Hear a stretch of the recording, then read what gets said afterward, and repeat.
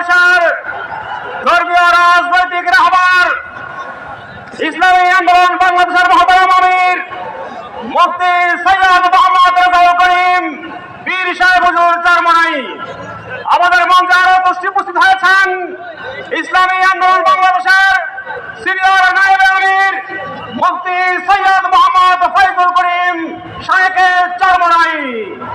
আমাদের মধ্যে আরো উপস্থিত হয়েছেন ইসলামী আন্দোলন বাংলাদেশের প্রেসিডিয়ামের অন্যতম সদস্য চরমনাই কামিল মাদ্রাসার সম্মানিত প্রিন্সিপাল অধ্যক্ষ সৈয়দ মুসাদ্দেক বিল্লাল মাদানী। আমাদের মধ্যে উপস্থিত হয়েছেন ইসলামী আন্দোলন বাংলাদেশের প্রেসিডিয়ামের সদস্যবৃন্দ, কেন্দ্রীয় নেতৃবৃন্দ। প্রিয় উপস্থিতি, আজকের এই কনভেনশনের এই পর্যায়ে বক্তব্য রাখছেন ইসলামী ছাত্র আন্দোলন বাংলাদেশের মহতারাম কেন্দ্রীয় সভাপতি ছাত্রনেতা ইউসুফ আহমদ মনসুর। ছাত্রনেতা ইউসুফ আহমদ মনসুর। আসসালামু আলাইকুম রহমতুল্লাহ। إن الحمد لله والصلاة والسلام على رسول الله أما بعد أعوذ بالله من الشيطان الرجيم بسم الله الرحمن الرحيم إذا جاء نصر الله والفتح। ইসলামী যুব আন্দোলন বাংলাদেশ কর্তৃক আয়োজিত জাতীয় পঞ্চম যুব কনভেনশনে উপস্থিত মুহতারাম কেন্দ্রীয় সভাপতি, উপস্থিত হয়েছেন বাংলাদেশের মাঠে মানুষ মানচিত্রের আপনজন বঙ্গ অভিভাবক ইসলামী আন্দোলন বাংলাদেশের মুহতারাম সংগ্রামী আমির মুফতি সৈয়দ মোহাম্মদ রেজাউল করিম পীর সাহেব চরমনাই। সংগ্রামী সহযোদ্ধা বন্ধুগণ, প্রথমে ইসলামী ছাত্র আন্দোলন বাংলাদেশ কেন্দ্রীয় কমিটির পক্ষ থেকে আগত সকলকে জানাই সংগ্রামী অভিবাদন, শপথ, সালাম এবং শুভেচ্ছা। প্রিয় বন্ধুগণ, 690 খ্রিস্টাব্দ থেকেই বাংলাদেশের সাথে ইসলামের সুসম্পর্কের সূচনা।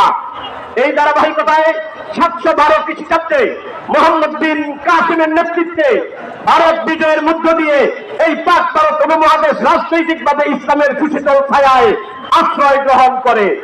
1204 খ্রিস্টাব্দে ইখতিয়ার উদ্দিন মোহাম্মদ বিন বাখতিয়ার খিলজির নেতৃত্বে বাংলা বিজয়ের মধ্য দিয়ে এই বাংলামূলক ইসলামের সুশীতল ছায়াতলে আশ্রয় গ্রহণ করে। তৎপরবর্তী সময় থেকে নিয়ে 1757 পর্যন্ত বাংলা এবং ভারতের বিভিন্ন পর্যায়ে সামাজিক জায়গায় ইসলাম সামগ্রিকভাবে প্রভাব সৃষ্টিকারী দিনের নাম ছিল ইসলাম। বন্ধুগণ, ব্রিটিশ আগমন পরবর্তী মুসলমানরা নির্যাতনের মুখোমুখি হয়, নিঃশেষিত হয় এবং তার পরবর্তীতে এবং তার প্রেক্ষিতে 47 পরবর্তী পাকিস্তানি বাদ এবং বৈষম্যের কারণে 71-এ আমরা মুক্তিযুদ্ধের মধ্যে নতুন আরেকটি পতাকা বিনির্মাণ করি, নাম বাংলাদেশ। বাংলাদেশ পরবর্তী 2024 আমরা যত শাসক দেখেছি, যত নেতা দেখেছি, কেউ না কেউ কোনো না কোনো পয়েন্টে তারা জালেম ছিলেন, স্বৈর শাসক ছিলেন, বৈষম্যকারী স্বৈরাচারী ছিলেন। এজন্য আমরা বাংলাদেশের এই ইতিহাসে আমরা দেখি যে আমাদের ভালো নেতা না থাকার কারণে, নৈতিকতা সম্পন্ন নেতা না থাকার কারণে বাংলাদেশ সামাজিকভাবে শান্তি এবং নিরাপদ একটা বাসস্থান তৈরি করতে পারে নাই আমাদের জন্য। এজন্য আজকে এখানে বঙ্গ অভিভাবক উপস্থিত আছেন। ইসলামী যুব আন্দোলন সামাজিকভাবে এই নীতি নৈতিকতা সমৃদ্ধ একটা যুব কাফেলা।